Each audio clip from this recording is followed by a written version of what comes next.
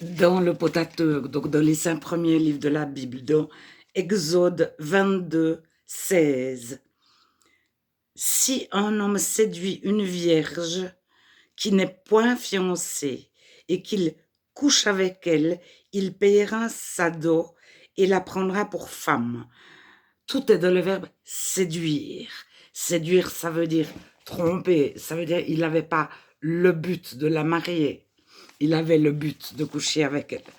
De Deutéronome 22. Deutéronome, ça signifie la loi une deuxième fois. Mais c'est pas tout à fait répétitif. Donc, au chapitre 22, verset 29, l'homme qui aura couché avec elle donnera au père de la jeune fille 50 cycles d'argent, et parce qu'il l'a déshonorée, il la prendra pour femme, et il ne pourra pas la renvoyer tant qu'il vivra. Alors, c'est coucher avec violence. Et il y a si la femme crie et qu'elle est dans une ville, forcément quelqu'un l'entend et peut la secourir. Si elle ne crie pas, ça signifie qu'elle est consentante. Euh, j'hoche la tête parce qu'elle peut avoir tellement peur qu'elle ne peut pas crier. Elle est tétanisée. Et si c'est dans les champs, en dehors de la ville, la fille a pu crier et personne n'a pu l'entendre et la secourir. Mais je souligne que dans tous les cas, l'homme qui viole une fille, alors vierge, des fois, ça peut vouloir dire jeune fille.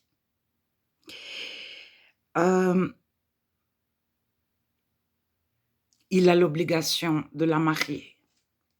Ça peut nous sembler très particulier.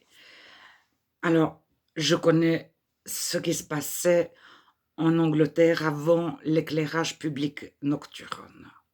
Donc les rues, la nuit, l'hiver à partir de 17h, étaient de la nuit. Alors, je connais ce qui se passait en Angleterre, mais je ne pense pas que c'était le seul pays du monde que ça se passait comme ça. Mais il y avait des tournantes, et les filles qui étaient violées lors de tournantes ne pouvaient plus être mariées. Un mari ne voulait pas d'une femme non vierge. Sa famille répudiait la fille qui avait été violée. Aucun tribunal ou policier ou quelque chose ne réprimait les viols. Les hommes n'étaient jamais punis, ou la fille n'avait pas à sortir lorsqu'il faisait nuit. C'était de sa faute. Donc, on la viole, c'est de sa faute, elle peut plus se marier. Et elle finissait la plupart du temps au bordel. Parce que sans famille, une femme, à ces époques, pour manger, c'était le bordel. Donc des viols continuels. Alors, on peut comprendre que dans ce contexte qui n'est pas d'une certaine époque, certainement, enfin, les lois de la Bible, les lois toujours, arrivent lorsqu'il y a un dysfonctionnement, une chose qui se répète, et on fait une loi devant une injustice ou devant le but est d'améliorer les choses. Donc, depuis Jésus, nous ne sommes plus sous la loi. Les chrétiens, il y a la loi qui est dans les 5 premiers livres, et nous sommes libres de la loi de l'Ancien Testament. Il faut lire Galates, l'épître aux Galates. On dit nous sommes libres, affranchis de la loi. Frères, vous jouissez, donc frères et sœurs, vous jouissez d'une grande liberté, etc. Mais aimez, parce que la loi de Christ, de Jésus, c'est aimer. Donc, après Jésus, quelqu'un qui aime ne viole personne.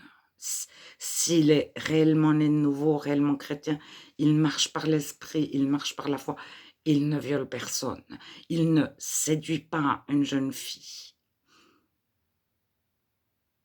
naïve ou pas. Et la famille chrétienne ne répudie pas sa fille qui a été violée, elle va l'entourer. Et un chrétien pourra marier une fille qui a été violée, qui n'est plus vierge. Il va passer par-dessus et en prendre soin, plutôt. Essayer de lui faire découvrir